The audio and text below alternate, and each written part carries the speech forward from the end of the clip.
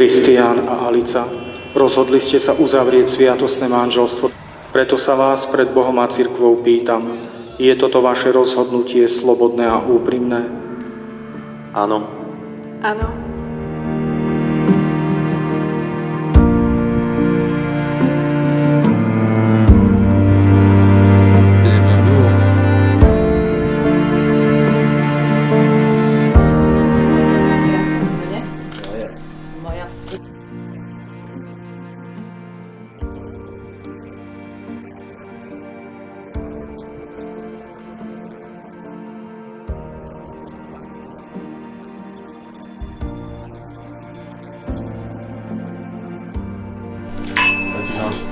Díky krásne. No, manželstvo. No, je to až strašidelné.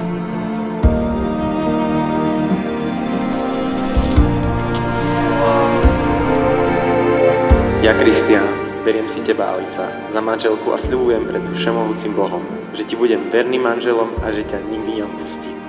Ani v šťastí, ani v nešťastí, ani v zdraví, ani v chorobe a že ťa budem milovať a ctiť po všetky dni svojho života.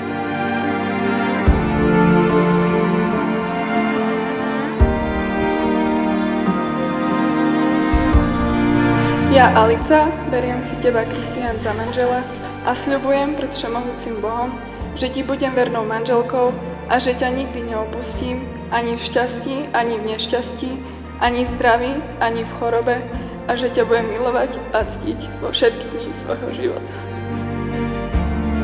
A ja v mene Svätej Cirkvi potvrdzujem, že ste uzavreli sviatostné manželstvo. Čo Boh spojil, človek nech nerozlučuje.